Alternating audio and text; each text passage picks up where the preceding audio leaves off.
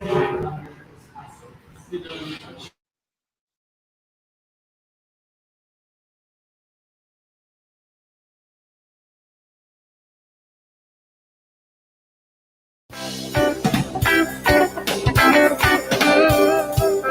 get close, but not so close. You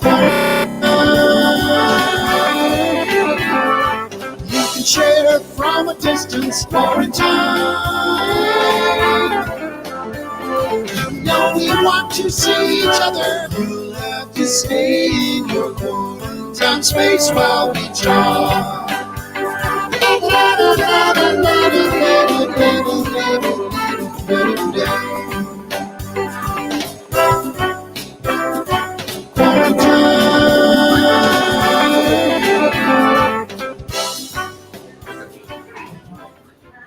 Hello and welcome to Quarantime. This is episode 29. Now the big 3-0 is coming up, and this is the first one that we've done as a live remote. We're actually coming to you from Mission Bowl in San Francisco.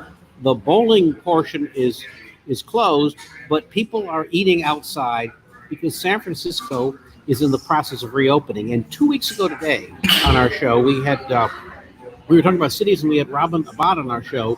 And he was talking about a permit program that the city was creating that would allow restaurants to go onto sidewalks and take over parking spots because it was safer for people to go out and open up that way. And so we decided to do a show. And so that's what we're going to focus on today. We're going to look at how restaurants and the hospitality industry opens, how the world of art opens, and how cities open. And so we've got kind of a great group of people. Behind me, who are also here at the Mission Bowl, is Dalton, who will be coming in momentarily, but we're all figuring out how to set up remotely. Doug is one of the biggest innovators in hospitality in San Francisco. He's created Swig and a whole other set of bars that we'll talk about in a moment. And so we want to talk to Doug about, okay, here you have this wonderful investment in placemaking and experience. What does the world look like when suddenly the rules change? And then in Pittsburgh today, we'll have a chance to talk to Audrey Russo, who is the CEO of the Pittsburgh Technology Council. That's a city that goes nonstop. While everybody was at home with COVID, it was funding new startups, and it's actually doing really interesting initiatives in the world of vaccines and also Mars rovers. And also from Pittsburgh today, joining us will be Dan Law from the Warhol Museum, which is opening today. Hey, Mickey, let's welcome everybody to this experiment. Can you hear me, Mick? I can, yeah. How you doing, Peter? Okay. There you go. Well, and we should point out that you're still at home because if none of this stuff worked, there could still be a show. I'll try to guest host it, yeah. And let's see if we can find Doug. Hello, Doug. Will it work? Okay, Doug. Okay. Doug, well, yes. Thanks so much for joining us here and for figuring out how we could do this thing. You're about 2 tables away from us. I am. And we'll just say hello to other guests, and then we'll get started. Audrey, hello to Pittsburgh. Hello. And hello, Dan. Hi, guys. Just a little bit of trivia before we take Audrey off. Audrey was my chief operating officer and basically kind of helped saved my life probably as a business person to understand what's going on, and also helped Maya and the Maya companies really spin out many of the interesting startups that we had early days in the 2000s before she went off to be president. So I'm just super excited to have her here. And she's the person who keeps me honest, I think, and beats me up sometimes. So. Yeah, thank you. Great to be here. And hey, Dan, Doug and I actually worked together at the turn of the millennium in an entirely different industry.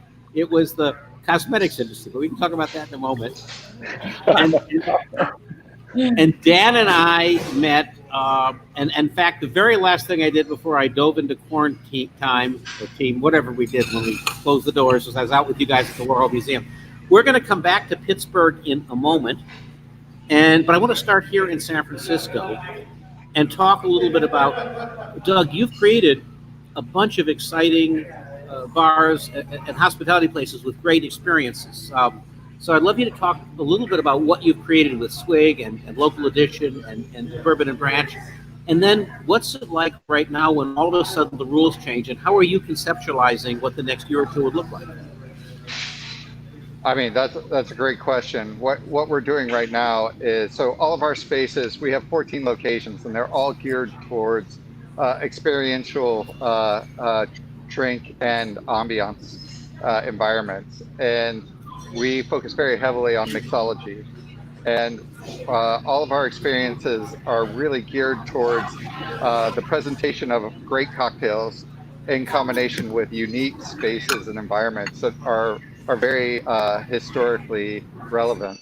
And with what we're looking at right now, we have a whole realm of people not being able to come inside and not being able to enjoy the environments that we've set up. And if you've heard recently, there was a restaurateur from Napa who came actually from Brooklyn, and he opened for a few days and then decided not to open because he felt like the environment of asking people to constantly police them for masks, etc., was not conducive to the experience that he wanted to provide.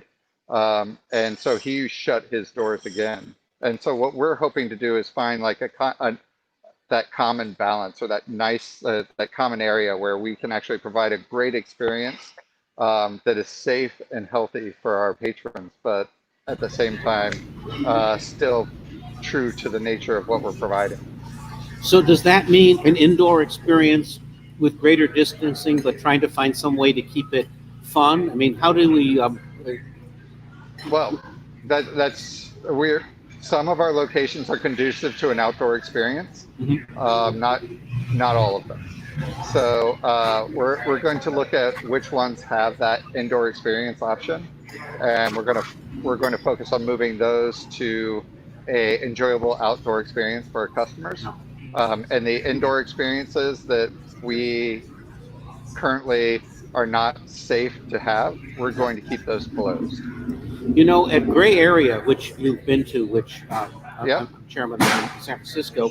So Gray Area, which is an art and technology center, and it's a theater. So one can easily have an event in there with 800 people if it's a DJ or dance mechanism, or smaller if it's a lecture or a movie. The last thing we did before the pandemic was an immersive experience called The End of You. It was essentially place-based immersive media where you crawl through things or sit under domes and look at stuff. And we ticketed it only 50 people at a time, mostly because it would be ridiculous to have more people flying through that. But it occurs to us that maybe the world we're heading into is one where you're doing something for fewer people at a time, and it's not as hectic an experience of crowding a lot of people in, but a different kind of experience. Is that kind of thing the thing that might work in your locations, or are bars by their nature about lots of people and density, and that, and maybe from an economic model, less density would work? Well, currently all of our bars are set up with reservation. Almost every one of our locations has booths and reservations and segregated experiences for groups of patrons. So we are actually set up really ideally for when the environment is ready for indoor patrons. But until that time, I would say as an outdoor experience, we only have a handful of locations that would be able to do that. I don't think we'll actually have to go down to like minimums, except for places where people would publicly congregate. And so in those locations, we would set up barriers or something of that nature, or just not have people in those locations. Has there been interesting conversation? Because I know, you and I often talk about cities and policy issues, and you've been part of lobbying for night spots staying open later for years. Has there been conversations across the nightlife and hospitality community about how bad this is, or kind of what people see? What's the buzz among your community? Because when this whole thing started, it was quite a shock. Yeah, I mean, this is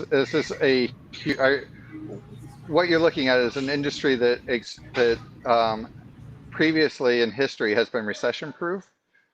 It is, and so right now we're in a recession and a pandemic. So it is definitely not recession pandemic proof. And so that has put us in a the whole industry in just dire situations, because there is no way to for a lot of my fellow industry patriots to be able to have an outdoor option. So right now they're looking at maybe mid-August before they can open at a percentage level, and that means a dire consequence. That means that they could actually go under.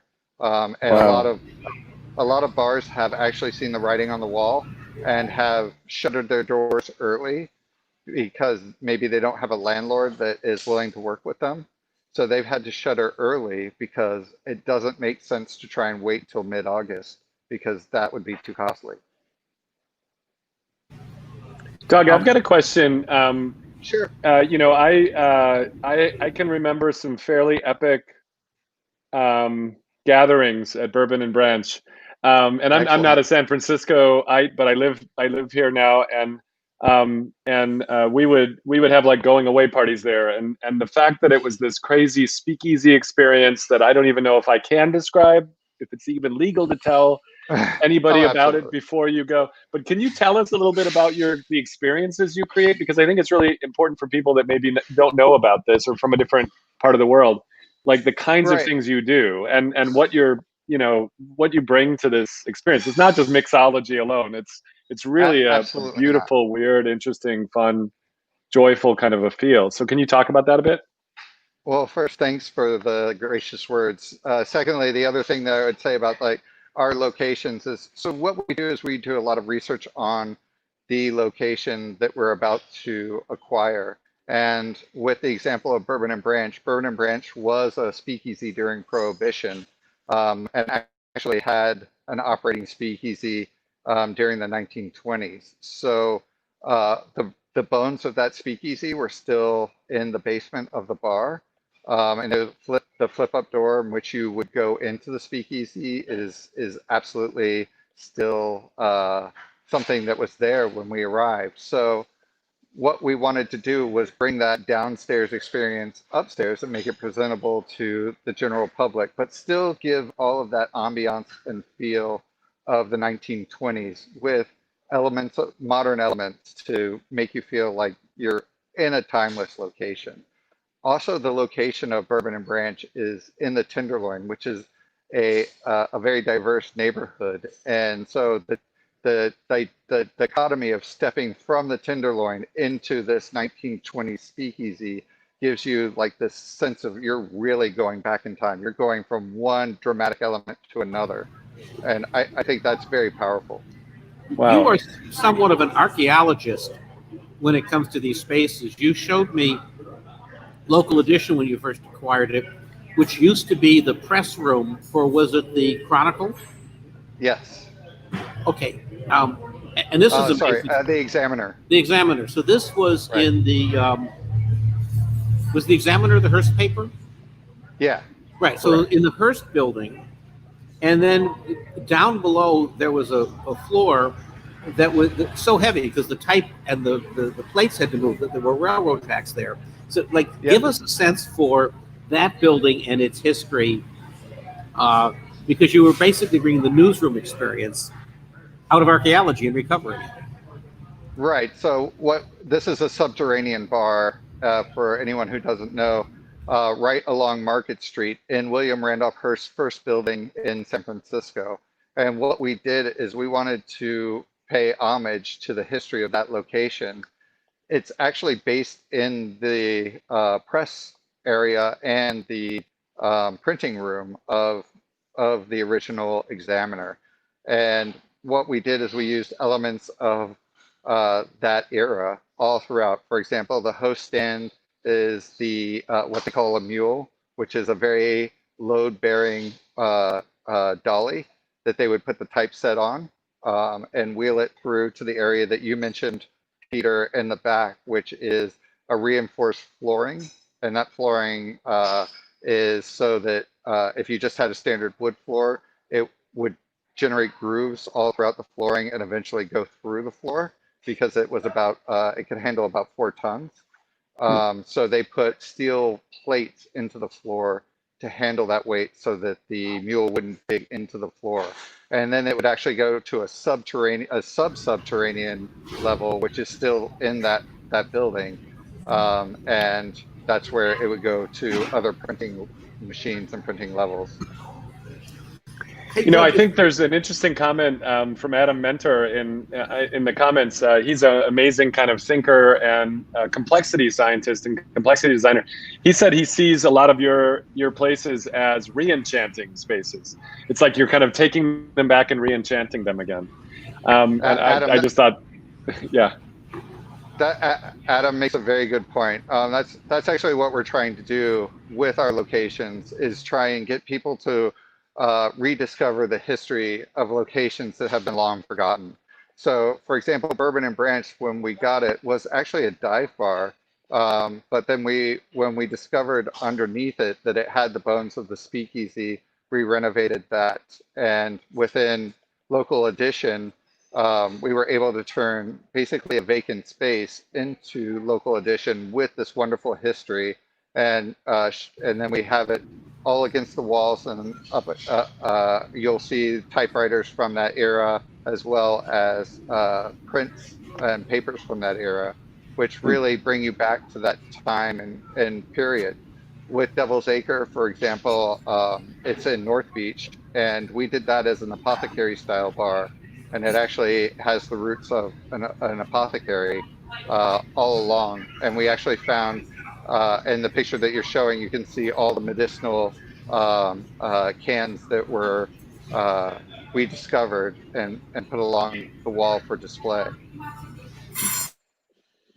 Along this theme of reclaiming spaces, there's a school of thought that says perhaps after COVID, there will be less interest in dense downtowns, and some of our office buildings may be not abandoned, but rents may go down, or less use of tech office space. So I'm wondering, one, what your sense is for how use of the city might be changing. Is that going on?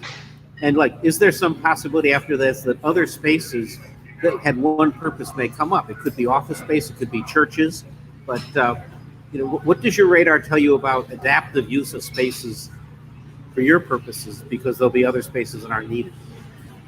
Well, I mean, you're also one who has done something in this area with gray area, but I think what you're going to find is a lot of innovative uses. There's the St. Joseph's Art Society, which took a long abandoned church just before COVID and made it into a magnificent art society. And I think you're going to find more and more innovative uses like that. For example, like downtown office spaces that turn into museums, like you've seen with more of the novelty things like the Ice Cream Museum or the Color Museum. I think you'll find a lot more of pop-up expositions for really, really unique experiences.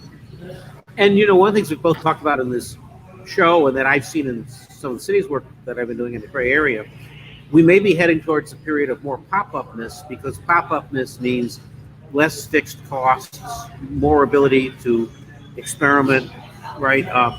More use of spaces where a landlord can't do a lot with it now, but hopes to do more with it later, right? So, well, I think clearly what we're going to need is, like, Bourbon and Branch is going to have to take some of those 1920s cars and flip the gas tanks around so that they secretly have bourbon in them, and then drive around, to different areas so that we can have them, kind of like the drive-through things that are happening. What are you thinking about that in terms of like clever reimaginings, re-enchantings based on realities of what's,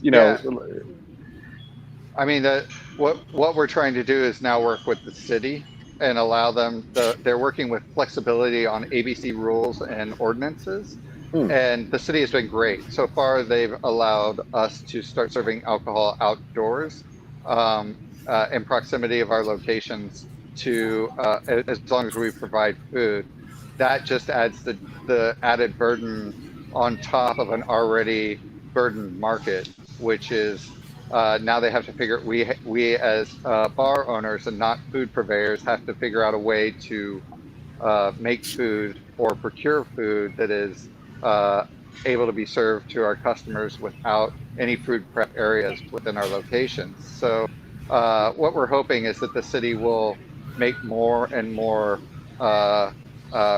laxings in the law so that we don't have to become a restaurant, because that's not our foray, and that's an undue burden.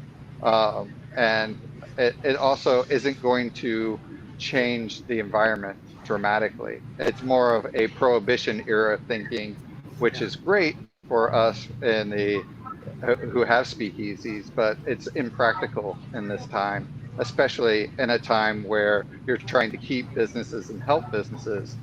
You don't want to put burdens on a business that is already struggling or may go out of business. Where are you at right now, Peter? You didn't really tell us too much about where you and Doug are sitting. So where are you located? I know this is just a different place, but it's in the Mission. Can you talk just for a minute about that? Yeah, so the idea to go out came, as you know, 2 weeks ago when we were talking to Robin. And one of the permits that the city's come up with is you can move on to sidewalk space or take over parking space like parklets.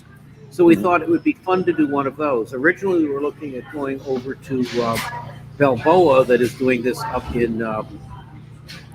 Okay, great, Doug. Here's Doug's view of it, and looking in on the bowling alley here. But we came here, and this spot, and Doug also mentioned his spots, hasn't moved out onto the street because they're not sure that it's the right ambience for that. And there are other issues here. I mean, some of the streets here have people who live on the streets, so it might be invading their space. So, you know, in San Francisco, streets can become a pretty complex issue. So we're in this wonderful space that's enclosed that is the kind of ante-room to the bowling alley, which is not opened up. But this place has.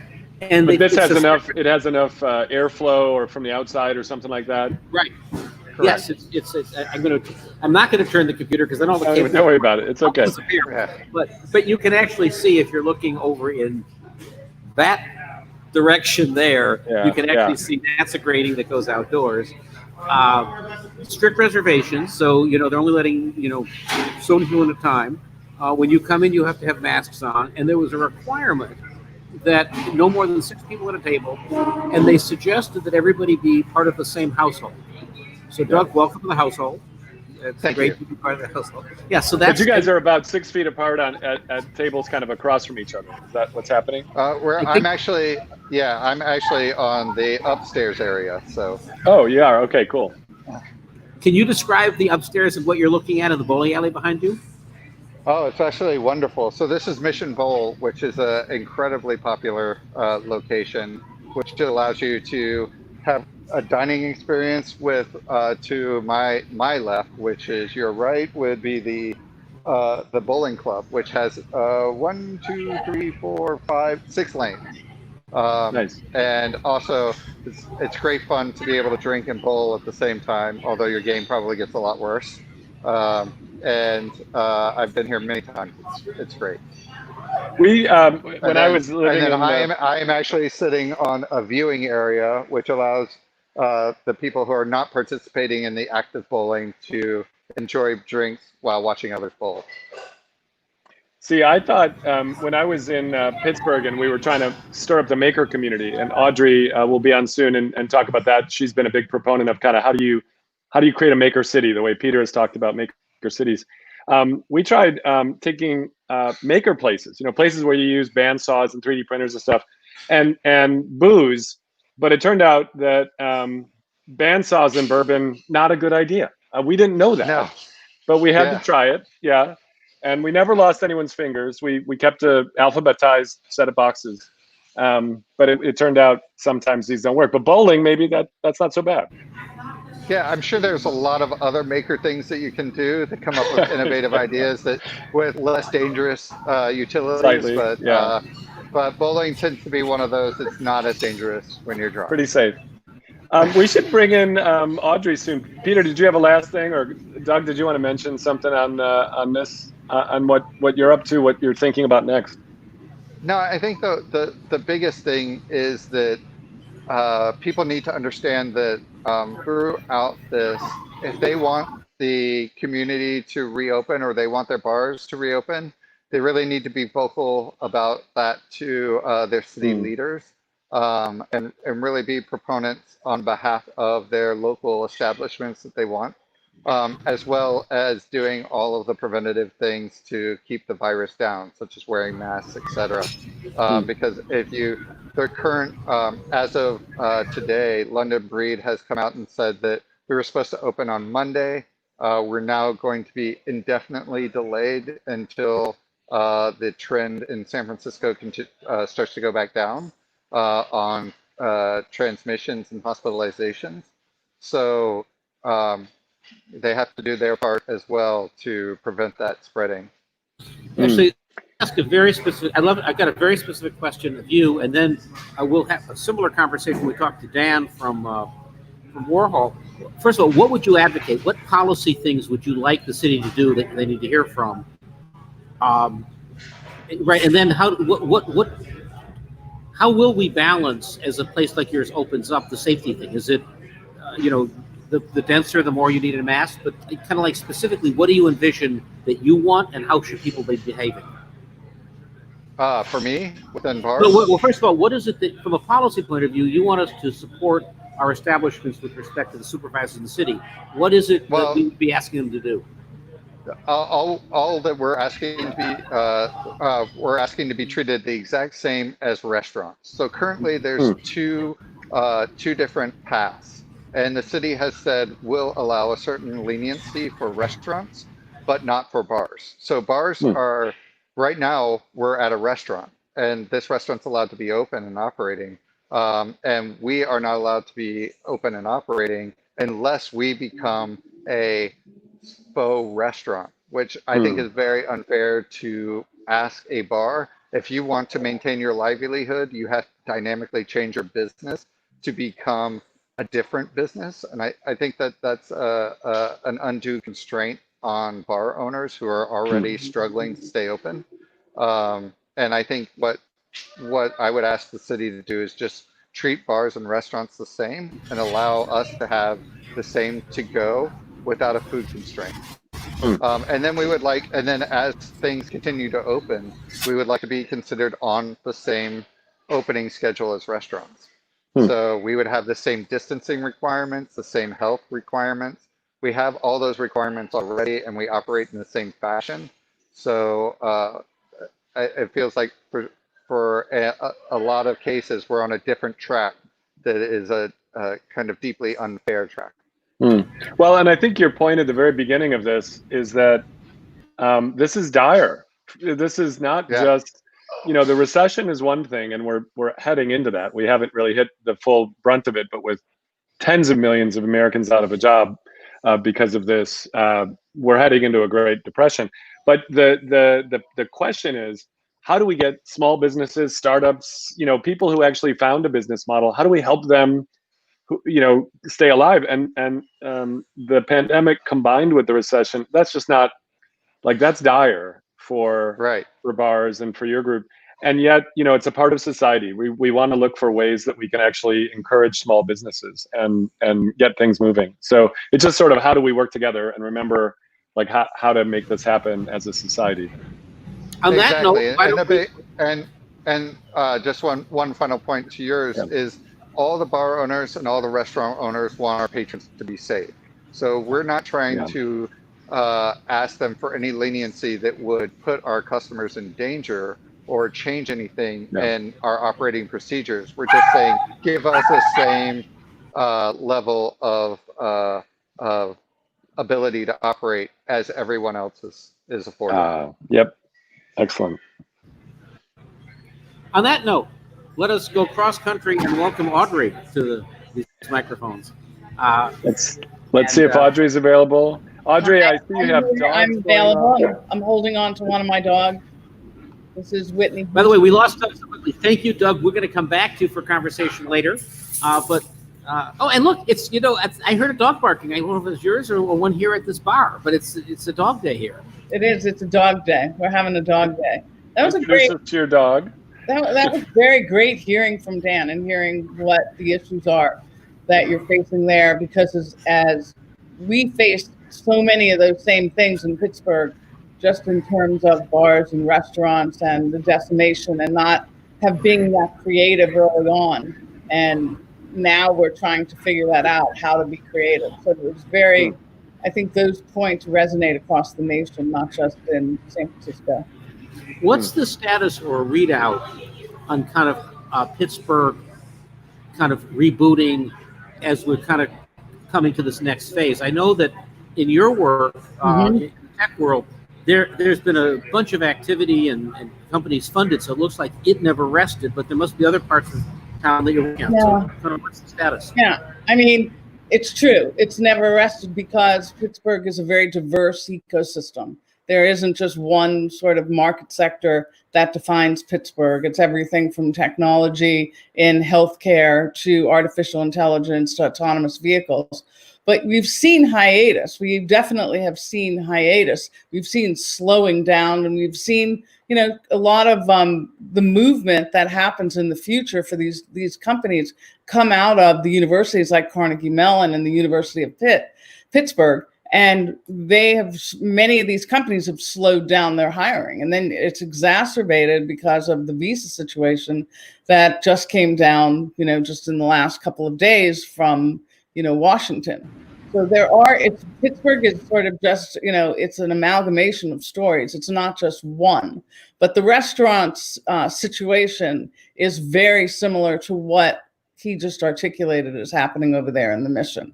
And we're very concerned because we are a young city in terms of innovation and restaurants and diversity there. And you can see some of the most amazing restaurants that have opened from many chefs that have come here from, New York and Brooklyn and Chicago and opened up restaurants. The likelihood of many of them returning doesn't look strong. You can't operate when your model is, as he said, 50% is your model, right? And you don't have any spillover. You have a contact-free, now you can get drinks that, can be picked up and ordered.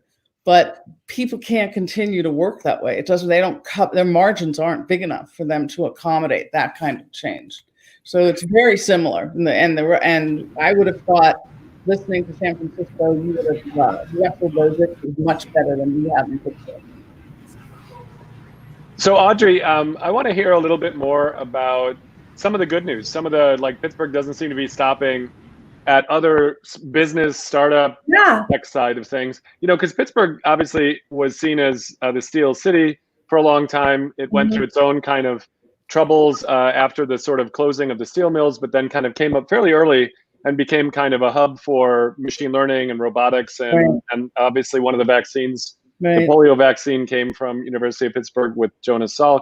So there were a lot of things going there. You've been a part of that, kind of bringing tech companies like Google, Amazon, Uber, others to the region because of the brains and because of the can-do kind of making. What are some of the bright spots that you're seeing right now? Well, it's pretty crazy because there really have been some incredible bright spots. In health information technology, obviously that would make common sense. We're seeing, a lot of stability there. We're seeing a lot of growth. We're seeing a lot of new contracts that people are getting. There's a company called Astrobotics that's, not an overnight success, been around for about 12 years, and they've been come out of Carnegie Mellon, and they've launched this company that's taking payloads to the moon, taking maybe people to the moon, and just were awarded a $200 million NASA contract, and their growth is exploding. We can't hire enough roboticists, to keep up right now, and so it's pretty exciting times that people want to come to Pittsburgh. If you're interested in space and you're interested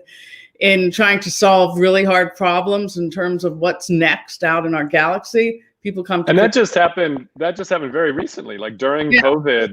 This was announced last week. That's what's last week. A company that has been involved in voice and understanding patterns and behaviors in voice. A company called Voci just, had a huge exit right in the middle of all of this. And then they're adding staff and they're adding people. But what you see are trends about the kinds of things that matter in this new world. What are the things that really matter in this new world? Now you could say going to the moon might not matter, and the privatization of going to the moon might not matter, but maybe it really does. And there's a lot that we're going to be able to learn from this privatization movement of innovation. And well, I think there's a point there about would going to the moon matter right now. It feels like we're very Earth focused. But right. Andrew Hessel, who was on our show just a week or two ago, who's a synthetic biologist in charge of the Human Genome Project, the new one, he said at the two extremes are the most dangerous biosecurity challenges. Viruses, which are like 51 kilobits, the size of an empty Word document, seem to have taken down the whole planet. And then obviously gene editing or chromosome generation of humans. I want to have wings on my back, I guess. And he said, if we don't solve this, this is the biological century. This is not the virus of the century. This is the first virus of the century. Right. And we are entering an era that we better actually think about bio and physical security. And he said there are some things that should not be done on the planet Earth in terms of a security regime. We probably should be very serious about this if we're going to be doing experimenting with life. And so he believes, and of course there's the comment about not having all of our eggs in one basket that Stephen Hawking has made. One bad asteroid strike and we're back to the dinosaur, extinction. So what about, you mentioned when we were talking a little bit in healthcare and informatics, you mentioned something that was really fascinating about a Carnegie Mellon researcher that like in a very short period of time that you were just talking to the other day. Tell me about him. Who is that? Well, you're talking about Po-Shen Loh. Po-Shen Loh. So talk about Po-Shen. He's a rock star. He's a really, even though he doesn't work in space, he's a mathematician, and this is a guy. There isn't anything that I think he touches that doesn't turn into magic. And he essentially put together in a very, very short period of time, at the onset of the COVID outbreak in Pittsburgh, that he thought there's got to be some contact tracing that protects security, so that we can really create an app that would have high degree of accuracy and leveraging the technology that's not been used, right? We've been so preoccupied with having, using GPS and making sure that, there's always contact back to, a URL, and nothing is really private, right? But you said security. This is actually privacy. Like, it completely doesn't track anything via Wi-Fi. Anything. It's called Novid, and it's already available on the App Store. Yeah, and it's like super efficient. But the idea is it uses ultrasonic. Your phone can create these noises, and it almost creates a signature from your phone and my phone. No wireless, no sending information about who you are, your UUID, your weird data inside your phone. It just you're recording constantly and listening constantly for like this weird signature. And if somebody that you heard in your little playlist that's hidden in the phone over the last 12 days actually was reported as COVID, it comes back and goes, hey, we've got a signature. You were within 6 feet of them 6 days ago. So it's actually like a beautiful privacy thing. It's called Novid. You mentioned that he also, of course, is a weird polymath nerd, which I think you find a lot at Carnegie Mellon. And does DJ. Audrey, Omid, can you bring up Po-Shen's a little bit of his DJing? I think that's important for when we're talking about opening up business. We'll get back to hospitality. Omid, do you have that clip?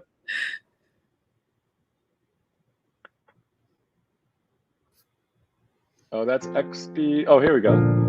Yeah. It's Mr. Reed, y'all, and this the quadratic formula way.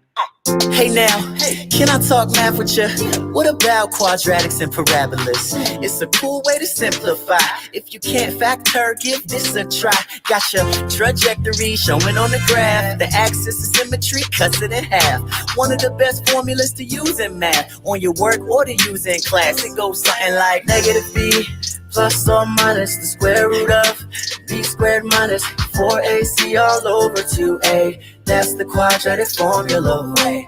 Negative b plus or minus the square root of B squared minus 4AC all over 2A. That's the quadratic formula way. That's the quadratic formula way. Just for your information, I'm just informing ya. With a parabola, you need to use this formula. But you don't have to guess and check, cause it works every time that it's put to the test. I'm looking for X, the intercept in this vertex. I'ma find it in the end. If factoring doesn't work, then this is your friend. Just make sure to follow the trend. It goes something like negative B plus or minus the square root of B squared minus 4AC all over 2A. That's the quadratic formula way.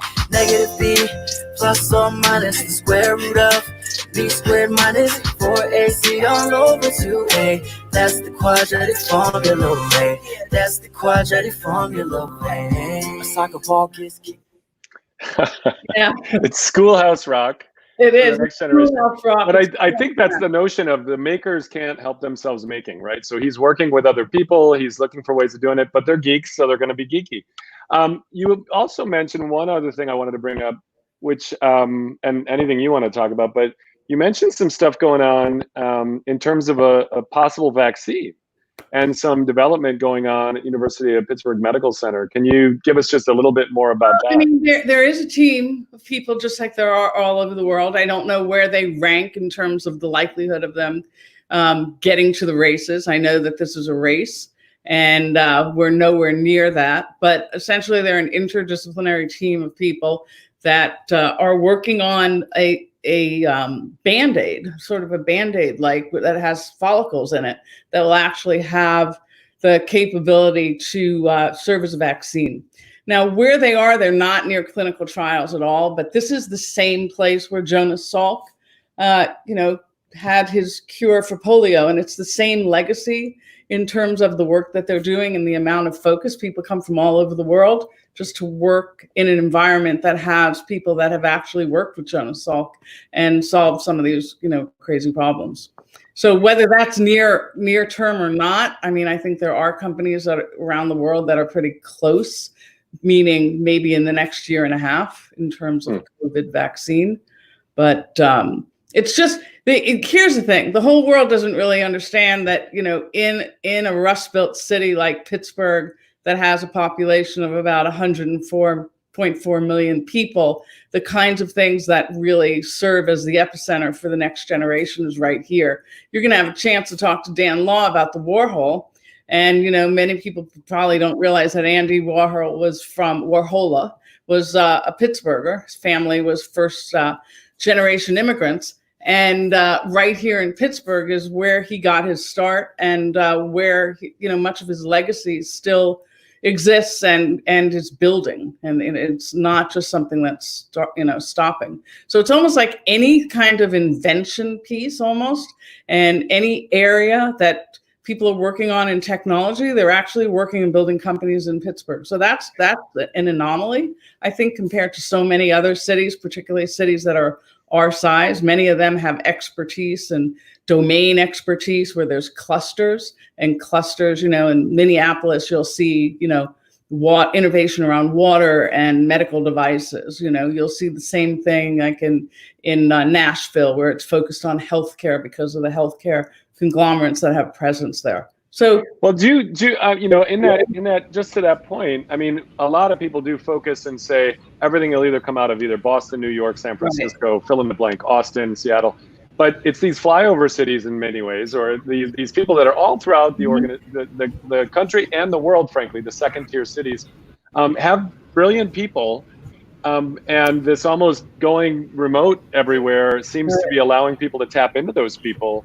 Maybe more so. So it's a different way of thinking about story, building business again, I guess. Yeah. Mickey, that's another thing that during COVID, we can really see that. So as a company like Astrobotics that I just mentioned, we has a huge contract. They're looking to attract people from all over. And if you want to work in space, if you want to work on lunar issues, there's probably no other company that you should work with. So people are very, very interested and are very willing to relocate because they have the opportunity to work on these kinds of problems or opportunities. And well, and I imagine some need to relocate, others don't. It depends on the kind of, are you doing tangible stuff and how much you're going to move. You mentioned one last thing that I want to make sure that we drill down on, because you're being almost too positive about this stuff. I need you to bring out the punching gloves, and particularly you mentioned the visa situation, and I know that's been a big thing that you focused on for years through multiple administrations. Why does it matter to a city like Pittsburgh? Why does it matter to have people from other parts of the world be able to come here, H-1B visa, et cetera? Why does that matter? It is, first of all, it is freaking critical. We, as a city, had lost so many people, and the exodus that had occurred, I guess, since the 80s, even before I lived there, was so massive. 600,000 people, left over a very short period of time. And over that period of time, the replenishment and investment in entrepreneurism hadn't happened right away. It wasn't like, you flip the switch on and all of a sudden there were new companies that were ready to be built and resurrect the cities. It was a whole new version of what Pittsburgh was. So here you are, fast forward, you're a city that I just finished bragging about. But I got to tell you, we have a population of about 1.2, 1.3 million, depending on what the census releases coming up. We are flat. Our population is flat. Our aging population is, number 2 in the country in terms of the number of people, I believe, that are over the age of 75 or 78 outside of Dade County, Florida. People, stay here and they don't move. And they're aging, and we have great healthcare, so people are living longer. And there's, this huge sense of community, whatever it may be. There's probably a whole bunch of variables that one has done in a regression analysis. But what was fascinating is we have, I think it's 11% of people who have jobs that are in healthcare, and I think in healthcare and in sort of like the legal professions, 11% are foreign born. Less than 2% of our entire population of that 1.2 million is foreign born. Okay, so then you take another 15% are people who are foreign born and on many of these visas, and that's how many are in tech that are working in the degrees in the disciplines that I just mentioned. So artificial intelligence, natural language processing, robotics, autonomous, computational biology. So 25% of our population is really attributed to those who are foreign born. They're the ones who helped build Pittsburgh, this next generation of Pittsburgh. And then you take on top of that we're going to now have some atrophy when the country's going through COVID and they're going through, all the issues around making sure that we're taking care of our own here in America. This problem for Pittsburgh is profound. We also found that even during that slow decline of population, almost 100,000 people in about a 7-year period that moved to Pittsburgh and became citizens, they were foreign born. So we have a really interesting demographic. We don't have a strong working class of people who are foreign born. So, So it's almost this crazy idea that to preserve American jobs, the federal government has decided to shut down all visas for foreign born people. And yet, most American job creators are small and startup companies and tech companies and people in bioscience and stuff that actually create net new jobs. Manufacturing job, for every manufacturing job usually leads to about a 5x uplift around the neighborhood, around the area. So there are a lot of reasons why you want these things. And we're like shooting ourselves in the foot as a country. Right. So I think it's 52% of tech companies, and even ones that are on the NASDAQ, were started by a foreign-born individual. Well, and America is built on people from all over the world, and it's kind of one of the promises, that we make. And yet, we also, export our brains all over the world, and it helps the whole global world to actually have a part of America and maybe help us bring America to where we want to go next, right? Which is we can do better than this. And how do we do it? I don't want to go too deep in this, but I think that's important for people to know. The final question for you before we go on to Dan. In San Francisco right now and in New York, we're seeing a lot of moving vans moving people out. Among tech workers who are young and the job went away, they're going back home. Is Pittsburgh a net in, a net out? What's happening right now, population-wise? Well, that is what I'm waiting for. So as soon as that census data comes out, we will be able to track that. I mean, I know that U-Haul actually tracks that data, and I haven't looked at it recently, but we are hearing that. I'm getting more and more calls from people saying, I want to come back. I want to get out of New York. I want to get out of New Jersey. And when you think about where people go, when they leave Pittsburgh that are highly educated, they go to San Francisco, they go to Chicago, they go to New York, they go to Washington, D.C., they go to the big cities. And so now we're seeing people want to come back. But what's really fascinating, though, even as we're seeing that come back, now since COVID, companies that are local are starting to say, do we really need to hire everyone from Pittsburgh? Maybe I can hire Mickey, and Mickey can just stay in San Francisco. Because you know what? Mickey's like, a computational biologist, and he can do everything from home, and I don't need to pay to relocate him, and he doesn't need to uproot his family, and he can stay. So we're having those conversations, and I keep saying, whoa. In order for us to be thriving, in order for us to have these kind of restaurants and this kind of environment, we can't be thinking that we can just hire our entire workforce from San Francisco and New York or wherever. We need tax dollars, I guess, and all these. We also need there's like this new blend. It's a new blend of work. We need a new blend of that. But I do think it means that people probably are going to where they're going to relocate is for a different reason, right? It might be for the hills and the rivers and the lack of earthquakes and mudslides and the rain of frogs from the sky. It might be because they don't want to be a water refugee in a few years because of the coast. It might be because of the education system. I know Pittsburgh has been a light for the whole nation on remaking learning, right? And how do you take sort of Mr. Rogers kind of idea, the Fred Rogers kind of point of view of how do you make it a best place in the world to raise a kid. So people are choosing different reasons why they go either to a Pittsburgh or other amazing small towns around the country. Right. And listen, Audrey, if you're living inside, a 500 square foot apartment, for 16 weeks, and you're not getting out, you may be thinking, you know what? Maybe it might be nice to have a little bit more space over time. Yeah. And, that's we're hearing that as well. So it's a combination. I would say it's a blend. I'm worried that people are going to look at remote hiring and not need to have people in the offices, particularly for those jobs that aren't IoT. Yeah. This is the second order effects on how people, when we come out of this, change things permanently are one of the most fascinating things. Pittsburgh is also a leader in opening up cultural institutions, and we're joined today by Dan Law, over at the Warhol. Why don't we bring Dan in to join us? Hi, Dan. So Hey, Dan. When I was out visiting you just before this, you were getting ready for a new exhibit over at the Warhol. Right. And then this happened. And the last you and I talked, everybody's shutting down. And I noticed literally when I was on the website last night that you had a soft opening today. So tell us about your museum and the beginning to open up to the public again. It's mass chaos. Mm-hmm.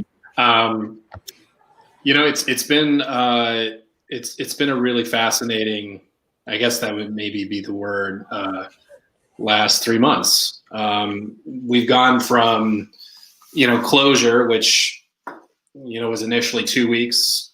Then it got extended to 30 days. Then it got extended to 60 days. And then suddenly there was a reopening process. So we follow, just generally speaking, we follow the mandates of the governor of Pennsylvania, Governor Tom Wolf, and that, and the CDC guidelines and things like that. So we're not making up our own rules or anything of the sort when it comes to reopening museums. So I think, as Doug had mentioned, the first priority is keeping your attendees and your visitors safe. So you're not trying to jump the gun or, you know, kind of charge out of the gates too early, you know, figuring like, oh, great, we're going to get a captive audience here and we're going to stay open. You know, we were considering the human experience, the user experience very, very much for weeks and weeks and weeks in anticipation of reopening. So when the reopening signal came, which was early June, you know, we had those color-coded sequences, red, yellow, green, like a stoplight. So when we hit green, it put us on this accelerated trajectory, right, to get the doors open.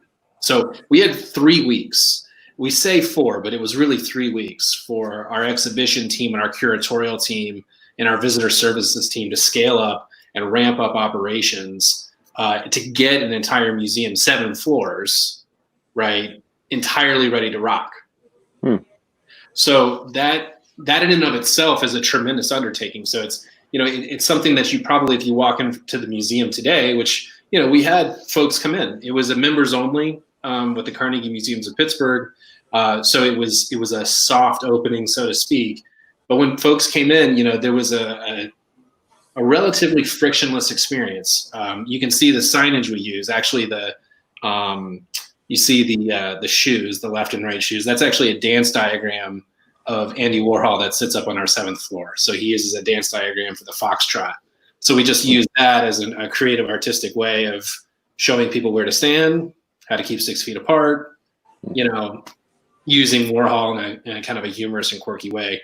We're not short on signage, as you can probably tell either, right? So the museum in and of itself was not originally designed as a museum. It was a warehouse for music composition, and before that, mining equipment. So, you know, as many things in Pittsburgh, there's a lot of creative reuse or reimagination of your spaces. So in this space, we have the luxury of having quite a bit of width and kind of open floor plans, so to speak. So it actually does make the social distancing element rather easier to navigate. However, as you can imagine, there are just tiny areas of bottlenecks. I think you saw it we just showed you our registration booth. You know, that's where people can get kind of blocked in. They want to go to the store. They want to go into our theater.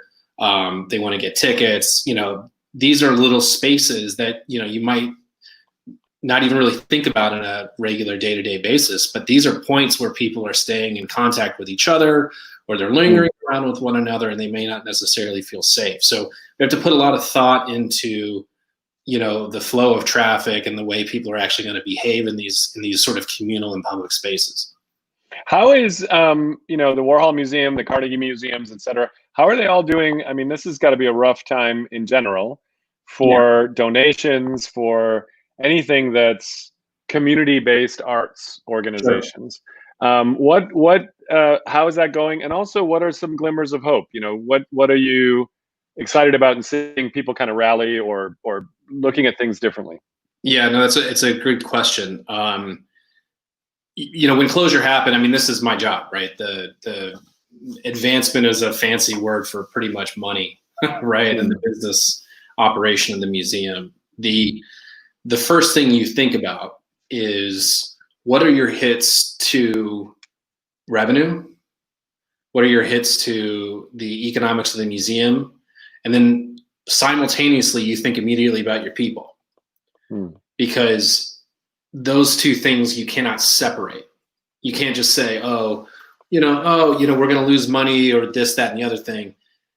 All losing money for, that is just code. That expression is code for furloughs, cuts, and impacts on people's livelihoods. And this is a scary time for people's basic health and safety. And when you think about prolonged closure and these economic impacts of closure, it's often felt on the backs of our workers, particularly our part-time employees, who are more dependent on hourly wages and hourly work, right? So there's nothing fun about those. There was nothing fun about that situation, and there's nothing fun about that situation as it currently exists. We're still finding ways of getting people back to work, and finding creative ways of getting people back to work too. So in some ways, I think, as you said, Mickey, it's not the first virus. This is not a anomaly or something like that. This is just going to be the first of many instances of disruption, I think, that we're going to have to get used to, and we're going to have to adapt to. But I do think that there is quite a bit of opportunity right now.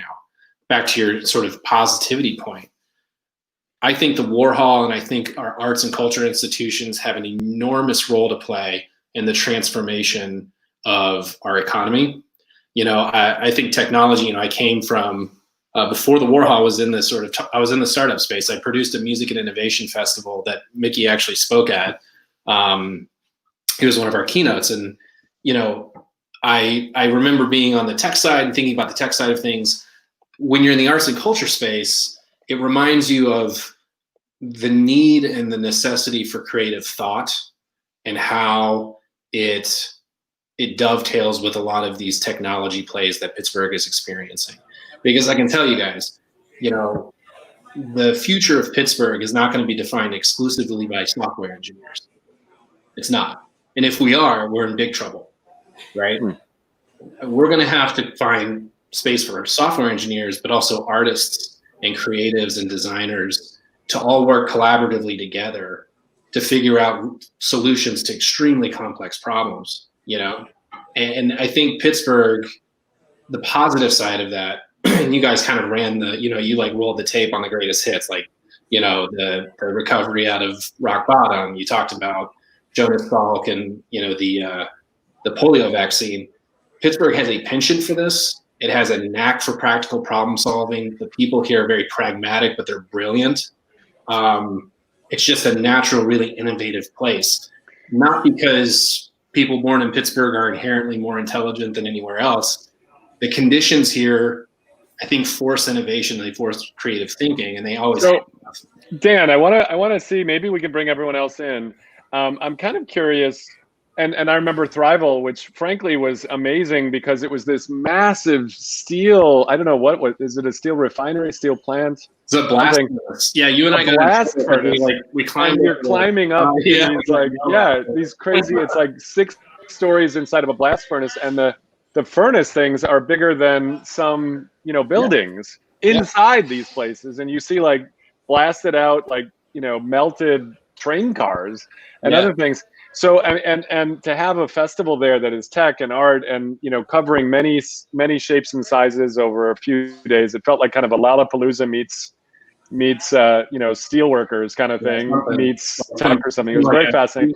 But what can other towns, cities learn? What can other? This might be a question for Audrey or for Doug. What can other businesses or cultural places, what can they learn from each other? In other words, what can Pittsburgh learn from San Francisco?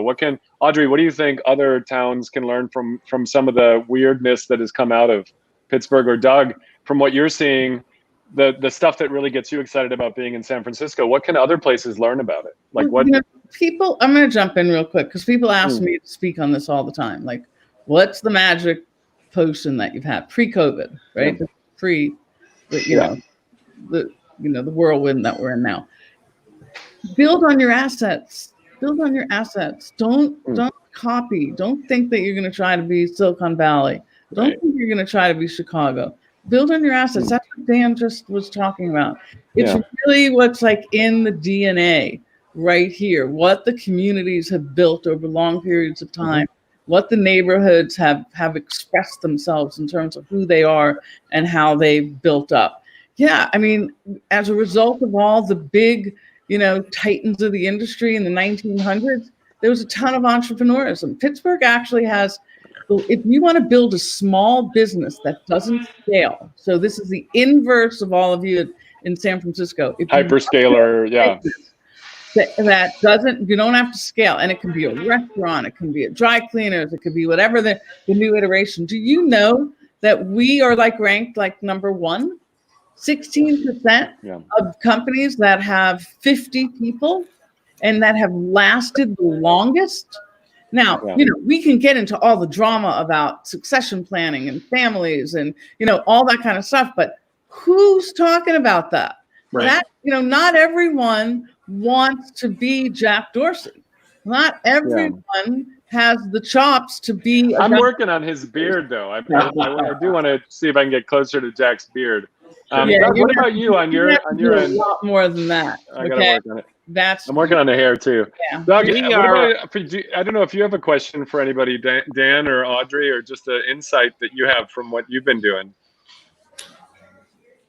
I have a question. What I would say is, one thing that I think is fascinating is when you talk about all the lineage and all the heritage of Pittsburgh, it's fascinating. And one of the things that we have been fortunate in San Francisco is that during the time that San Francisco has been around, most of it has been pretty interesting history. So in the short time that it's been around, it has had a lot of debauchery and a lot of very humorous and very fun things to take advantage of, such as Prohibition. Sonny, who was our mayor during Prohibition, used to have parties in his penthouse with Fatty Arbuckle and lots of alcohol for all of his donors during the height of Prohibition. So, I mean, this is a town that also does not really respect the federal guidance, as it were. Right. And I know that, and I would say that, and much like marijuana and things like that, we've definitely taken the forefront on like gay and lesbian rights and just kind of buck the system all around. And I'm sure there are so many synergies in everyone else's cities, because these are big metropolises that people want to congregate, and there's a reason why they want to congregate there. The intellectual aspect of Carnegie Mellon and like all the high institutions that are in the Pittsburgh area are absolutely fascinating. All the things that have been done in those areas are fascinating. The downtown, I'm not sure if I'm pretty sure there's like the Dark Castle in Pittsburgh, like this big, dark, ominous building in downtown. There's like a lot of them. There's right. Yeah. So it's an amazing city. And so that's much to Aubrey's point, which is this idea of capitalizing on your city's strengths.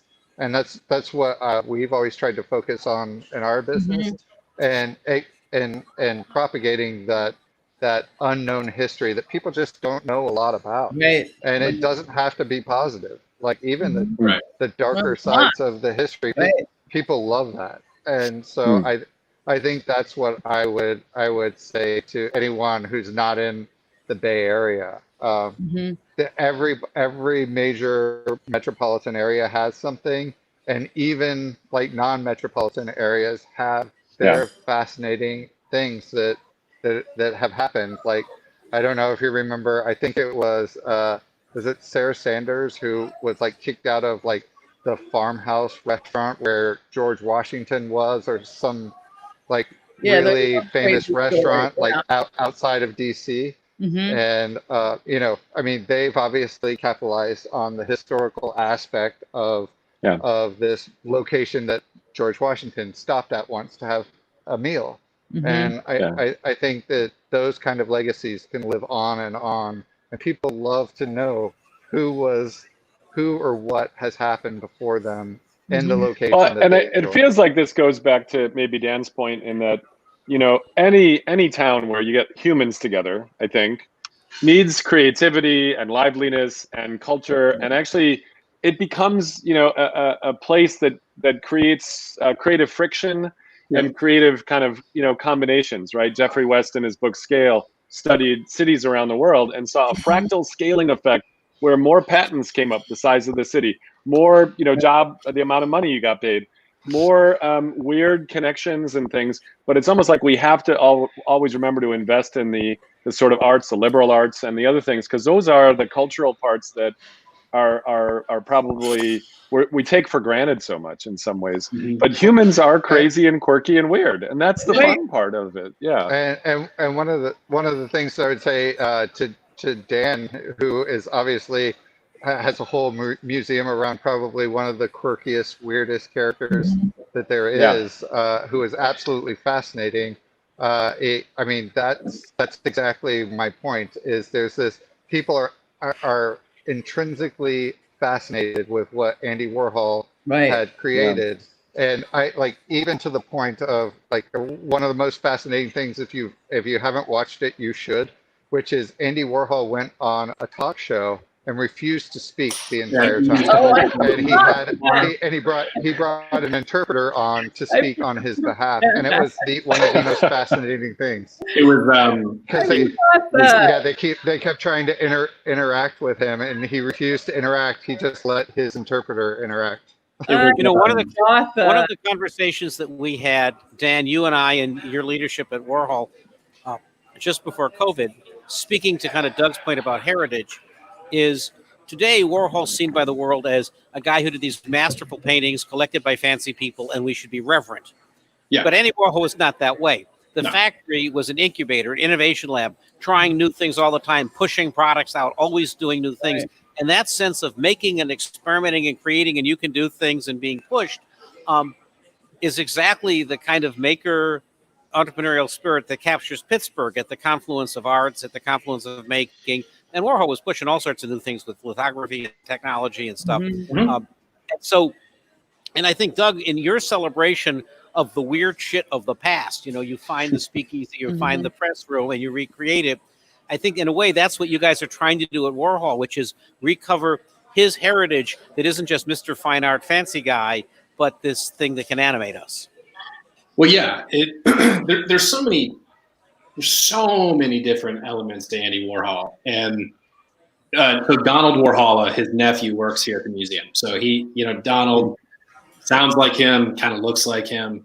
It's a little weird sometimes, but the thing to keep in mind, and this is what's so fascinating about the museum and understanding the points of history, is that Andrew Warhol, right, and Andy Warhol were two different people, right? And they had two different behaviors, and they interacted with the world in two different ways. You know, it's not an outrageous leap to say that Andy Warhol is an avatar. You know, he was a representation of how this caricature could work in a world that was quickly evolving, as you said, like in the 1960s and the 1970s. Is really kind of an amazing and extraordinarily highly intelligent way of navigating the world around you. So, you know, people find their ways to Andy in so many different ways. Some people find their ways through the art, right? The traditional visual art, whether it's screen printing or even some of his, hand-painted pop, which was happening more in the late 1950s and early 1960s. Others find their way to him through his practice, right? Or even through the business and the entrepreneurship side. You know, what I find very interesting now is influencer culture throughout social media and things like that, and social platforms. These are they're very borrowed and appropriated practices from Andy Warhol. And so it's a great question. What does TikTok owe to Andy Warhol? I think there's that angle to it. Maybe Jocelyn could comment on that, who's our new intern who asked us to have, at least she's going to curate a few shows where it's just going to be people from her generation. And how do we think about this? I think there's another angle to this, which is you just listed kind of this person who is trying to reflect and react to the weirdness going on at that moment in the world. We are in the weirdness going on. Totally. And what kinds of next generation, who are the people out there that 50 years from now in San Francisco and Pittsburgh and Cleveland and Kansas City and, in Bogota and, wherever, who are the ones that we are going to be like, oh my gosh, like, yeah, the pandemic created this art movement and created this way of looking at the world that changed the way people thought. I'd just like to do a time check. It's about a quarter past the hour. And I think some people may need to go. So I want to just be mindful of that because this is a great conversation. But Doug, I know you might have to scoot. You're welcome to stick around. I am going to have to step out, but it's been an absolute pleasure talking to all of you. Great. Thanks so much, Doug. Thanks, Doug. Great seeing you. Doug, it's great catching up, and in a future show, we can explain to the world how we were conspiring in the beauty business previously. Absolutely. I'd love to. That'd be great. Well, your skin does look very good, Doug. It really does. And I wonder if that's because of that. It's just... It's all Estee Lauder products. Doug has a great history. Nicely done. Was at Netscape for many years. We met at Lauder, and I am looking forward to going back to the experiences of Speakeasies, the press room, and the other wonderful things that you've crafted for us in however form they come back, in more exclusive, smaller group of people or whatever. So keep us posted. Great. Thank you very much. Thanks, Doug. Thanks, Doug. I was thinking that he's got Devil's Acre. We could just make that Devil's 150 acres or 500 acres and make the whole city Devil's Acre. It sometimes feels that way today. So any last words? Audrey, Dan, I know it's pretty late there. You guys are on the East Coast. We just appreciate you coming, but anything you want to make sure you share or reflect? It looks like somebody had a question. Yeah, they had a good question for you, Dan. Yeah, I just noticed that. Oh yeah. So I think it's Agnieszka. Yeah. An amazing artist. If you've never heard of Agnieszka Palat, from Eastern Europe, who is doing her own stuff that is probably just record breaking and crazy and amazing in the world. Look up her on Instagram and you're going to be blown away. So Dan, do you think Andy would create art relating specifically to COVID-19 or Black Lives Matter were he alive today? What do you think? The short answer is yes. The slightly more complex, and this is just my opinion, and please don't take me, I'm not a curator. I work at the museum. I'm not a curator of the art. But the thing is that Andy, we often call him the great democratizer or the great reflector. So almost by logical extension, he would be reflecting back to us the things that were happening. He might be showing us, the social gatherings or social distancing, or even showing us the death and disaster side of COVID, which could be, the overflow morgues in New York City. He didn't shy away from those sorts of things. He would also show the protests. He might even show the grim realities of police violence. We have a piece here in the museum called Race Riot from the 1960s. But I think it's important to separate, Andy Warhol doing that kind of work with a sense that maybe Andy is an activist or he's taken some sort of political position on that. Those are different situations and different scenarios. And that's some of the complexities that we encourage people to think about, because it's not, just because he made something, he felt this way, right? I mean, you can say that he was an amazing mirror and amplifier of us, though sometimes vaguely would not take a position, as in the talk show.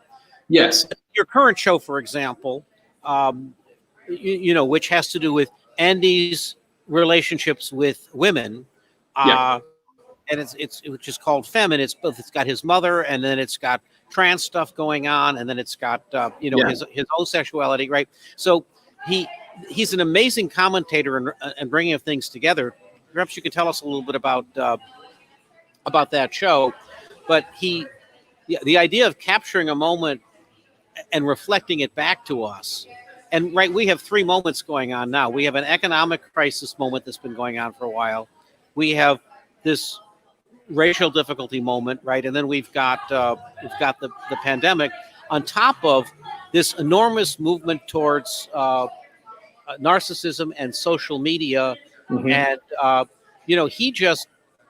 he was fascinated with iconizing things, right? When he did Mao as a portrait, this was this important moment when he started looking at world figures. He'd kind of come off of brands because he was fetishizing brands, which we saw with Brillo and with his advertising stuff, which came from his advertising background. Yeah. And then somehow he started looking at leaders as brands. And there's Jackie, who's a transition of that. Mao was one. Boy, he would have had fun with Trump, although he might have felt ripped off, because here's Trump, who's a caricature of Trump, and Warhol did that first. Right? So I think Agnieszka's point, I think this era, either he would have had a great time with, or perhaps he delivered this era to us. Yeah, he's either the most important artist of the 20th century or the 21st century, or maybe both. And I don't know if we know yet, right? Or he's in. I think what Peter was saying maybe is he's completely to blame for what just happened. Yeah, we could totally just. He's the reason we have this mess in the first place. You know, way to go, Andy. Yeah. We have an upcoming 90-minute episode of Quarantine that's the Andy Warhol special, in which we're going to look at Warhol from the perspective of both innovation, social movements, and what he's done to us. But that's coming up in a month or so. Yeah, that's great. Hey, I just wanted to shout out Jocelyn, who's our intern. This is an all-volunteer effort, and Jocelyn is interning and volunteering from Vancouver. It's her birthday this weekend. So happy birthday, Jocelyn. Happy birthday. And we're looking forward to the episode you're putting together for us. That'll be fun because I have no idea who these people are or even what TikTok is. So I think it was from The Wizard of Oz. I think it was a robot. If I remember correctly. Mick, you're missing out. Although there's some weird stuff going on with information stealing, of course. But in terms of the content, these kids, mostly kids, are hilarious. Audrey, last words, anything? It's most good stuff, the TikTok. No, listen, Dan is representing like one small but mighty piece of the cultural assets of the little town of Pittsburgh. Yep.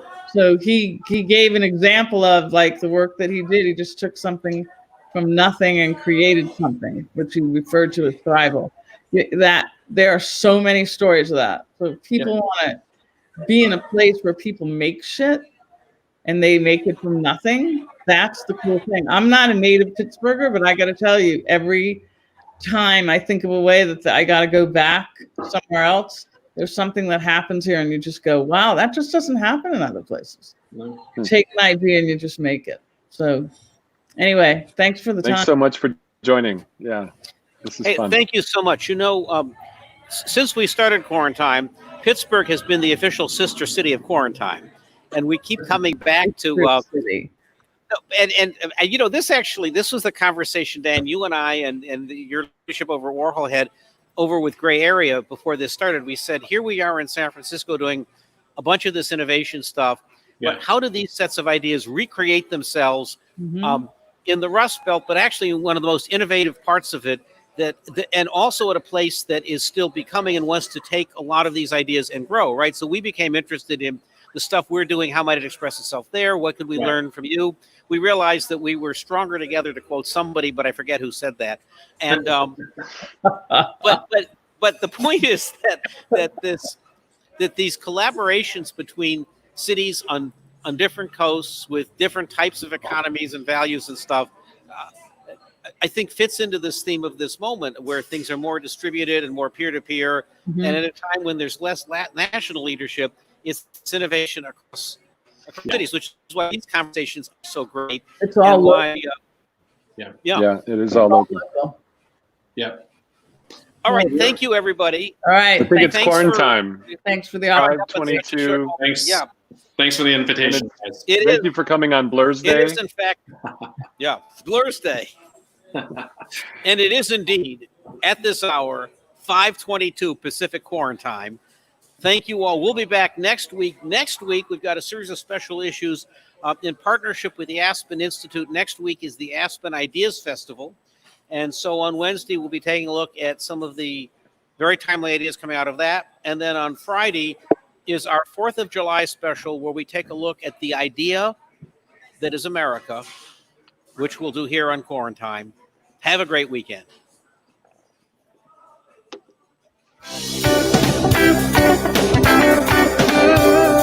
Let's get close, but not so close. Quarantine.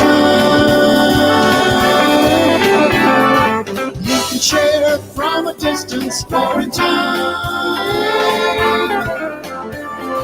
Now we want to see each other. You'll have to stay in your quarantine space while we talk.